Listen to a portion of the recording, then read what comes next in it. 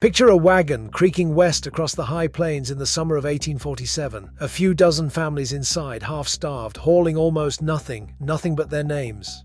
2 generations later, those names would fill an entire territory. One man on that trail would father more than 50 children. His closest friend, more than 60. Because the early Latter-day Saints practiced plural marriage, a handful of founding fathers didn't just start families, they seeded a population. And their surnames still run through millions of people alive today. Here's the part almost nobody expects. One of them might be yours. 10 names. Watch for your own. Why did just a few surnames spread so far?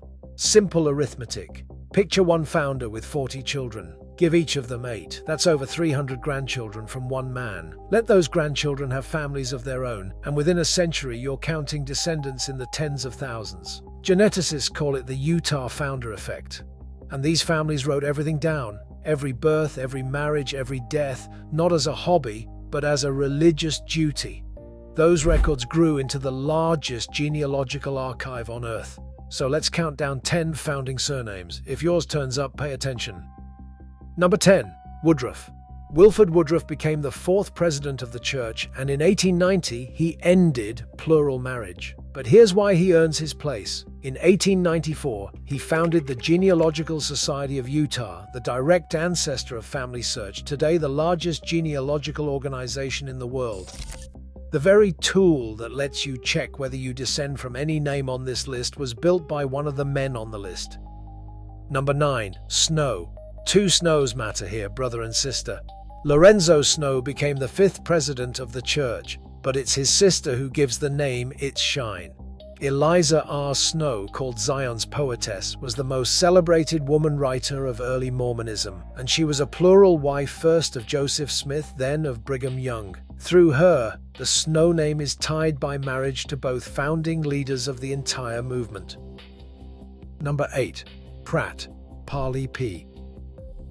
Pratt was called the Apostle Paul of Mormonism. He explored the canyon east of Salt Lake City that still carries his name, Parley's Canyon.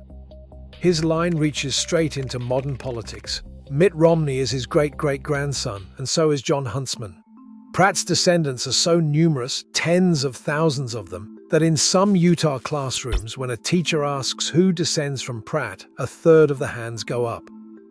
Number 7. Kimball. Heber C. Kimball was Brigham Young's closest friend and first counselor, and one of the original 12 apostles. He married dozens of wives, fathered around 65 children, and left behind more than 300 grandchildren. That's not a founding population. His grandson Spencer W. Kimball became the 12th president of the church. If your name is Kimball and your people came through Utah, the odds you connect to Heber are strong. Number 6. Benson. Here's a name that folds 2 huge stories into one man. The pioneer apostle Ezra T. Benson helped settle the Great Basin. 4 generations later, his great-grandson carried the same name onto the national stage. Ezra Taft Benson served as U.S. Secretary of Agriculture under President Eisenhower, and then, in 1985, became the 13th president of the church. One surname produced a cabinet secretary and a prophet in the very same man. Number 5. Grant. Heber J. Grant became the 7th president of the church and led it for 27 years. The longest presidency of the 20th century. He steered the faith through the First World War and the Great Depression, and built the church welfare program that still feeds and clothes people today. If your Grants are Mountain West Grants, not Southern ones, that presidential line may sit closer than you would expect. Number 4. Taylor. John Taylor was an English convert, and he was in the room at Carthage jail the night Joseph Smith was killed. He was struck by several bullets and survived, by his own account, because one was stopped by the pocket watch in his vest. He became the 3rd president of the church, and his final years read like a thriller. During the federal campaign against polygamy, Taylor went into hiding, and he died there, still president, in 1887. Number 3. Young. Brigham Young led the pioneers into the Salt Lake Valley, where he looked over the desert and reportedly said, "This is the right place." He married around 55 women and fathered 56 children, which is exactly why the name spread the way it did. Somewhere around 30,000 living descendants today. The most famous?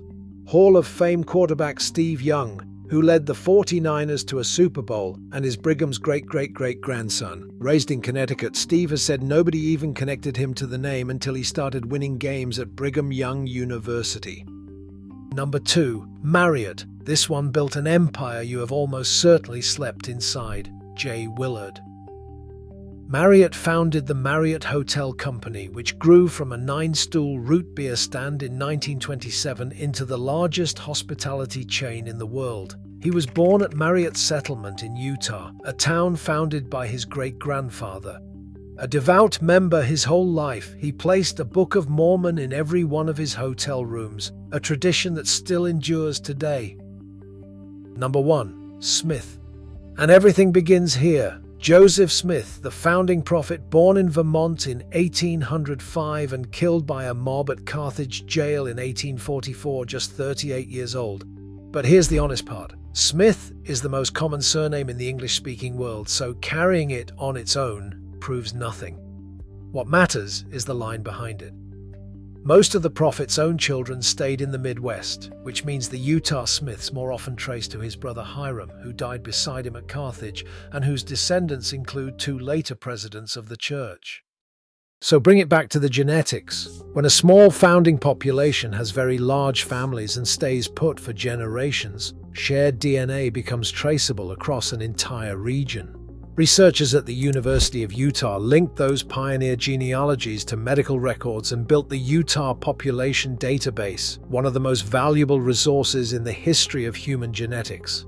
Those same Mormon family records were central to pinpointing the BRCA1 breast cancer gene in 1994. These bloodlines are not folklore, they are documented so thoroughly they helped advance modern medicine itself.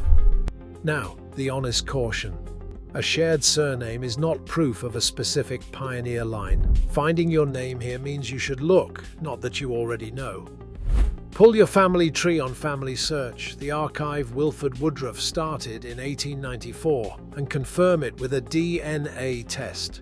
The surname opens the door. The evidence is what walks you through it. If one of these 10 was yours, you are not just watching this history, you are a living part of it.